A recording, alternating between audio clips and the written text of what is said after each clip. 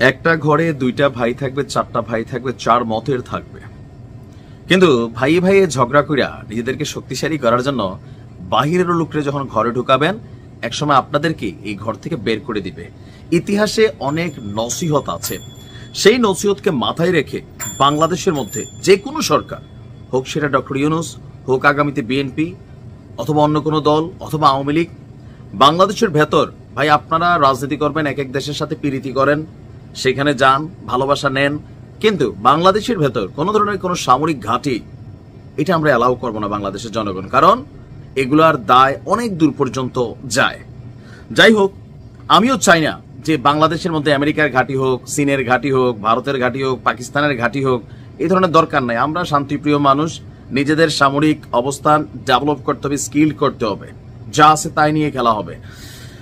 গেল কয়েকদিন আগে আমেরিকার একটা গোয়েন্দা রিপোর্ট পুরা থমকাই দিছিল। আপনাদের খেয়াল থাকার কথা যে আপনার যুক্তরাষ্ট্রের প্রতিরক্ষা গোয়েন্দা সংস্থা ডিফেন্স ইন্টেলিজেন্স এজেন্সি, সংক্ষেপে ডিআইএ, তাদের প্রকাশিত এক প্রতিবেদনে দাবি করা হয়েছিল বাংলাদেশ সহ আপনার বেশ কিছু দেশে সামরিক উপস্থিতি বিবেচনা করছে চীন। যেহেতু মার্কিন যুক্তরাষ্ট্রের পর এই অঞ্চলে চীনের প্রভাব সবচেয়ে বেশি, এবং কি বিনিয়োগ, টাকা পয়সা, সহযোগিতা সিস্টেমে যেই দেশ যেমন তার সাথে ওইভাবে ভাঁজ দিয়ে কিন্তু চীনেরা চলে। সরকারে যে আছে তার সাথে কিন্তু একটা সেটেলমেন্ট থাকে। তো সেইখান থেকে ওই প্রতিবেদনটি বলছিল বাংলাদেশ ছাড়াও Myanmar, Thailand, Indonesia, Pakistan, Sri Lanka, সংযুক্ত আরব আমিরাত, কিউবা, কেনিয়া, গিনি, সেশেলস, সবাই নাম পড়ে আমি শেষ করতে পারবো না, যে এসব জায়গাতে চীন তাদের সামরিক ঘাঁটি তৈরি করবে। যেমন ধরেন রাশিয়া, তাদের সামরিক বাহিনী পৃথিবীর অনেক দেশে আছে, ফ্রান্স তাদেরও আছে, আমেরিকা তারা তো রাখছেই, জার্মানি অনেক জায়গায় রাখছে। তো এই যে তারা রাখছে, এগুলো আসলে কাজ কি? কাজ হলো ভেজাল তৈরি করা। এটা হচ্ছে বাস্তবতা। ওই দেশের ভিতরে গিয়ে নাক গলানো, আর ওই দেশের কারা এগুলাকে প্রায়োরিটি দিয়ে রাখে, যেই সরকার জনগণের সাথে বিচ্ছিন্ন। আপনি সিরিয়া দেখেন, সিরিয়াতে দীর্ঘদিন রাশিয়া কিন্তু সাপোর্ট করছে, ইরানও করছে। তো আসাদ কেন রাখছে? কারণ তার যে সামরিক বাহিনী বা তার যে রাষ্ট্রীয় যন্ত্র বাহিনীগুলো ছিল, সেগুলা কার্যত আকামের ছিল। তো বিনিময়ে আসাদ তার পতন ঠেকানোর জন্য দীর্ঘদিন এই বিদেশিদেরকে ভাড়া করে সেখানে সৈনিক রেখা এদের সাথে লড়াই করছে, কিন্তু ফাইনালি কি হয়েছে? তার দেশের জনগণ ক্ষমতা ছিনিয়ে নিছে। তো বিশেষ করে স্বৈরাচারী যে সরকাররা থাকে, জনবিচ্ছিন্ন, তারা এই সিদ্ধান্তগুলো নেওয়ার জন্য আসলে কিন্তু রাজি হয়।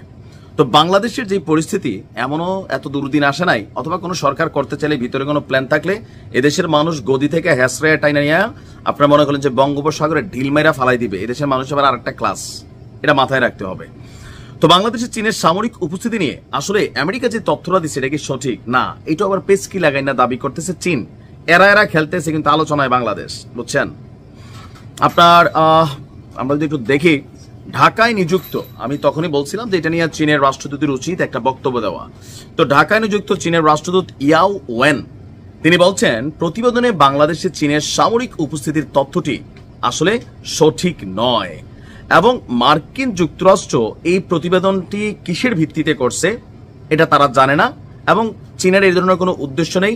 বাংলাদেশ, পাকিস্তান, মিয়ানমারের সঙ্গে সুসম্পর্ক রয়েছে দাবি করে তিনি বলছেন, আমরা বাংলাদেশের সাথে আমাদের বন্ধুত্ব আরো জোরদার করার উপর জোর দিয়ে যাচ্ছি। চীনের সামরিক উপস্থিতি থাকার কোনো প্রয়োজন বাংলাদেশে আমি দেখি না। তার বক্তব্য, এটার জন্য আমাদেরকে আমন্ত্রণও জানানো হয়নি, আমি জানি না এই প্রতিবেদনের উৎস কি, তবে আমি বলতে চাই এটা সত্য নয়। তো আমেরিকা এরকম পেচকি লাগায়, এটাও সত্য, যে বুঝায় ভারতের বা অন্যান্য দেশগুলোর যে চীন দেখো তোমরা কি করতেছো, এখানে আমেরিকার সবাই বিশ্বাস করে এগুলো হচ্ছে ইন্টারন্যাশনাল খেলা, আমাদের এই খেলার বাটে পড়ার দরকার নাই। তবে আমি চাই আমাদের সামরিক বাহিনী শক্তিশালী হোক, মেশিনারিজ আপডেট হোক, এটার বিকল্প নাই ভাই। ফেসবুক দিয়ে পৃথিবীর যুদ্ধ চলে না, লাইক কমেন্টে চলে না, বাঙালি আওয়াজ দিলে খুঁজে পাওয়া যায় না। তবে খালি মাঠ পাইলে সবাই আবার ঝাঁপাই পড়ে দেখায় আমি চীন, আমি কে, আমার সাথে যায়, এগুলো এরকম মাথাও ঝাঁকি দেওয়া হয় খালি মাঠে। গোল দিতে ওস্তাদ আমরা। ভালো থাকুন।